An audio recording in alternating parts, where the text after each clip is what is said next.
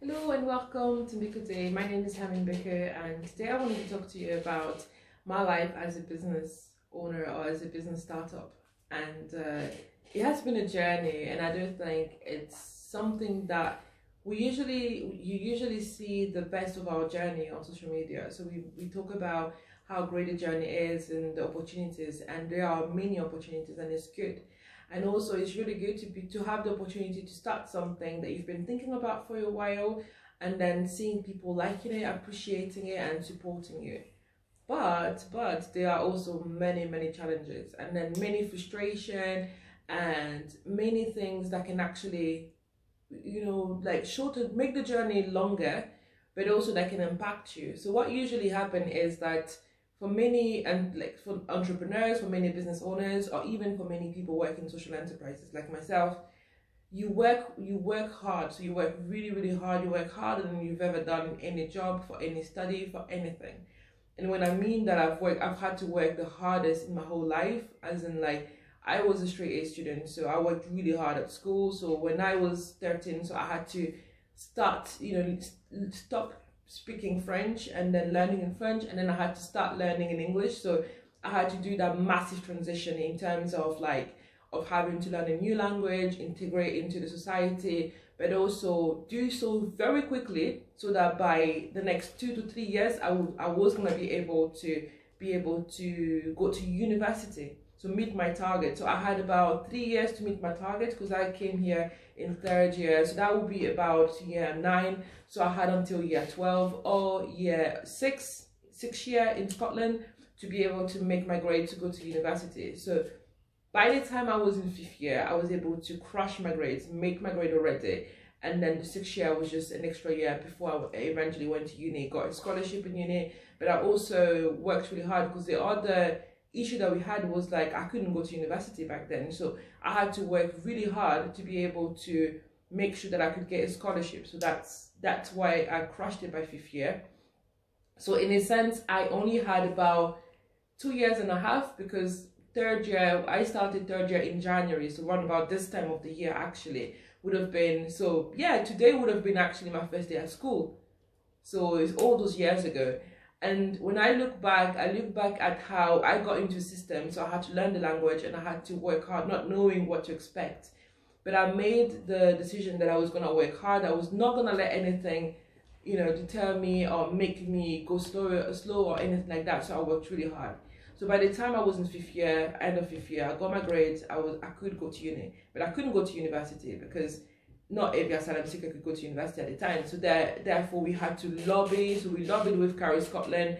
We had to talk to many ministers and do presentations. So by the time I was in 5th year, so I would have been about 16 at the time, I made a presentation to, I think it was over 100 people, where we had to talk about our issues, our struggles, but more so the fact you're working really hard. But back then, the future looked glim in terms of you didn't know what could have happened. So then that happened, and that moved on. And then through all the lobbies that we did, so there was a lot of people from my school and other schools that actually spoke about the elephant in the room, really. And in a sense, that's also what I'm doing now. So we spoke about the elephant in the room, which was the fact of, like, okay, so you open your doors to, asylum seekers and to children from other places, parts in the world, but yet by the time they've been in the UK or in Scotland at the time more than 3-4 years, they still have to pay international fees when it comes to going to universities and stuff. And many of their family can't afford that, or cannot, because either they don't have the right to work, or it's impractical for someone with a normal salary in the UK to be able to afford international fees. So through all the lobbying, the law changed. And the funny thing to point out as well is, like, although I was lobbying with many of my, my fellow students and stuff at the time, one of the things that's important is that I already had a scholarship to attend university, but I couldn't bear the thought of having to go through university alone, knowing that I had friends who had worked really hard, just equally as me, to get where they were, and then that the doors would have been open for me, but shut for them. So that's something that since a young age was never something that sat right with me at all. So we did that. So that, I would say, compared to what you go through as a business, was easy. That's like a starter. That was a starter for me. And then you get to university, and again, I was studying law, which was really interesting, but it was also very hard because it was something that you had to learn a system where you're taught that there's very little you can do, and there's very little changes that you can put on the system. So you go into law because you want to fight injustice, and you want a just word, and you want something better, but then this is what you're faced with. So then fast forward it. So my degree was 5 years, and I might talk about it on a different video, but my degree was 5 years, and I was studying law in English with Italian. So I ended up speaking 3 languages. So initially I spoke Lingala, Kikongo, and French. So I got into the UK, I learned English, number 4. And then when I was learning English, my teacher was like, oh, why don't you learn Italian? So I started doing so. And by the time I knew it, before I knew it, as a joke, it was almost like a joke. I never knew I was actually going to be able to do that, but I was studying law in Italian. So, and now I speak Italian as well. So that was that. So then having to learn all that was very easy, because part of my motivation was the fact that as soon as I finished, I would have had a whole lot of opportunities that would be open to me. And it felt like it was going to be it felt like the hard part. So I was working hard knowing that that would have been the hard part.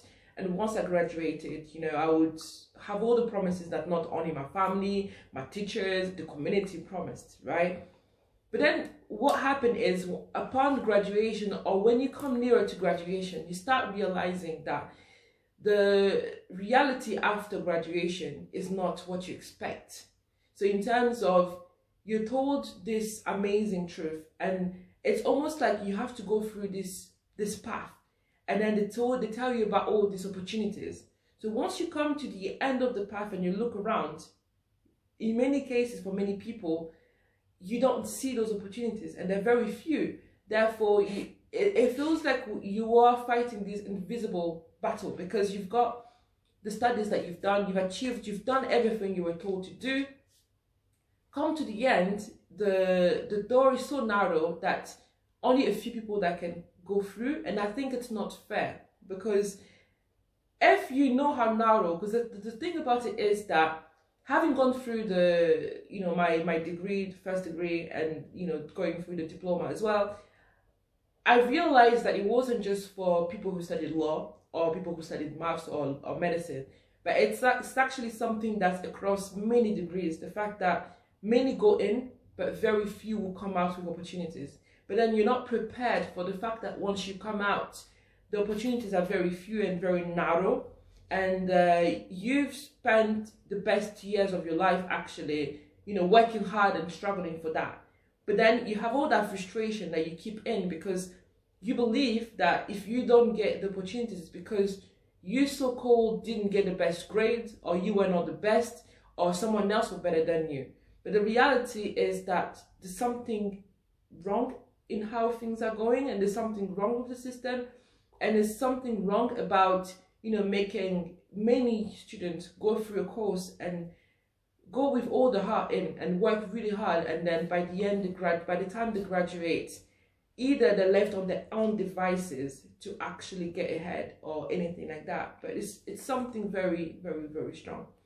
But in any case, aside all the adversity, we created Mbikudi. So we created Mbikudi, we created a product, and we were able to take from all the opportunities, and I guess also take from all the silent struggles, and also the fight with the invisible barriers, because there's a lot of barriers.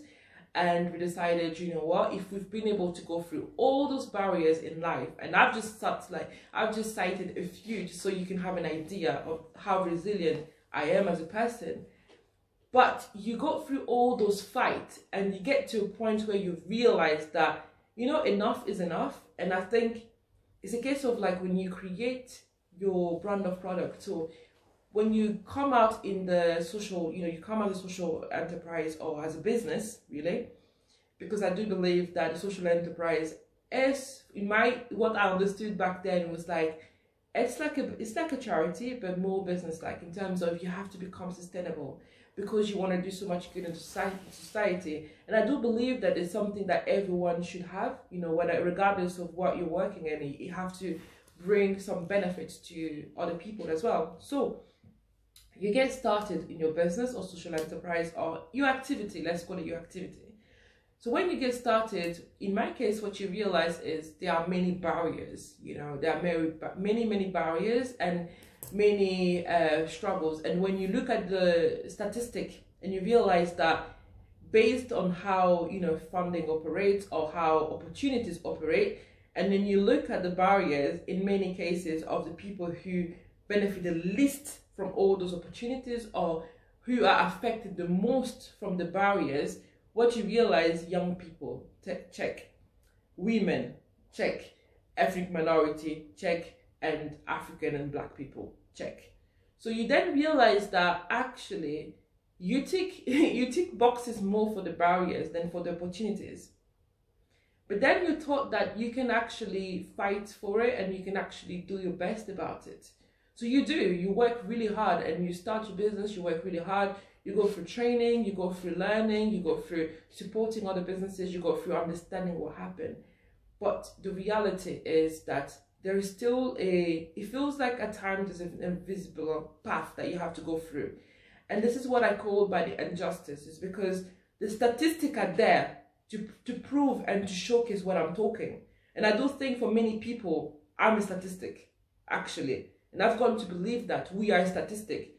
And for some ways as well, you've got to believe that those statistics are, you know, beneficial to some people and not to others as well. And why do I say that? Is because you'll go through many awards, whether in the ethnic minority community or like widespread awards, and you get people rewarded for the life in business, and it's amazing. So you're there and you're happy for the people who win, because it's good to see someone win. I'm happy to see someone win. But the sad part is the fact that where are the, you know, the 20-year-old, you know, I've met a 25-year-old who's been teaching dance to people for the last 10 years. She's got 10 years of business experience. Where are the recognition for that? What are the recognition for the young people in business? Where are the recognition or the space, the showcase to actually enable young people to thrive, you know, to expand in this business economy? And it's really sad. It's really sad because I don't identify as a millennial. But for those who talk about the achievement of millennials, when you get to Scotland, when you get to the UK, what do you see? You see very little and you see close to none as well. And this is simple because young businesses are hardly supported. Young businesses go through a lot of struggles and it's very, very hard. It's very, very hard because I get lots of young people who come, and especially for us, when we started, we were a product-based business. So we started by making product. Quickly, we have to incorporate services. We had to diversify. We really had to do so much in order to be able to compete in the industry that we are in. And every time our customers write to us, they tell us how much they value the service that we provide. They value what we do. And it's funny because when you then come into a business setting and you're talking to people about what you do, everybody say, how are you able to achieve that? How are you able to do all that? But yet, you get very little support as well. Or you have to really bleed to receive the support. You know, and it's something that's it's something that now is starting to be such a strong injustice, because when I set out to business, you know, when I wanted to start the business, my hair got fired when I was 21 before I started Mbikudi. So since I was 21, it's essentially a case of like, I wanted to learn how to do the social enterprise, Mbikudi, but also learn how to be an example that young people can follow. But right now, and this is the reason for the video, is I don't feel confident to actually tell the young person that if you go through starting a business, you can be sustainable for your business. You'll get all the support you can, because I know from my experience that it's not always true. So I can't tell a young person that, you know, start your business, whether it's a chocolate or anything like that, because you get all the support, because I feel like this is not true. And in many cases, I am honest to the people that I talk to about the fact that to be sustainable, we had to diversify a lot more than our competition. but yet we still had to diversify a lot to be able to have a good range of product, but also have support from anywhere we can get. And we had to work very hard. We had to work very hard, meaning that it was a journey that meant that we had to not only sacrifice a lot, but also go through a lot of burnout, you know. And by burnout, I mean by period of, you know, I went through a period of 6 months a while back, not this year, but I think it was between 2017 2018. But I went through a period of 6 months where I literally couldn't do anything. But being the person that was moving the social enterprise back then, and you do have the vision, and it was a very dark place, because you feel like if you're not moving, nothing is happening. And then but then you're still having to push the dream, and you're still having to go forward. And it's true, back in that, when I was going through the burnout, you know, I got a few phone calls actually by other social enterprises who actually told me that, you know, what you're going through, you need to let people know, you need to talk about it, you need to actually express what you're saying. But then I'm like, equally back then, what I believed was like, if I had spoken about my burnout, or if I had spoken about my lack of energy, how I was lethargic, or how hard it was, or how I felt like all the responsibility was weighing heavy on me, I would look weak. Meaning that I would look weak, and I could actually lose, you know, I could lose the support that I was getting, either through grant funding or investment or anything like that. So I didn't want to appear weak. But the biggest reason why I didn't want to appear weak was because I didn't want to take the hope from other social enterprises or from other people who wanted to start something, through looking at me and thinking like, if this is how it was gonna look like, I don't want to do. But what I realized is actually, it's a motivation of the fact of like, with this video, what I'm saying is many more needs to start to realize how it is, but we shouldn't be quiet about it. We should talk about our pains, we should talk about our wins equally. And I don't think social media makes it easier for us to talk about our wins, but it's also a great point to talk about the struggles of the journey. And I think this one is the first part of the video where I'm really talking about how it's important for us to all start, because through many of us starting, and especially through many people like me, who look like me, who may identify with me, and, you know, starting in, and it's a case of like, you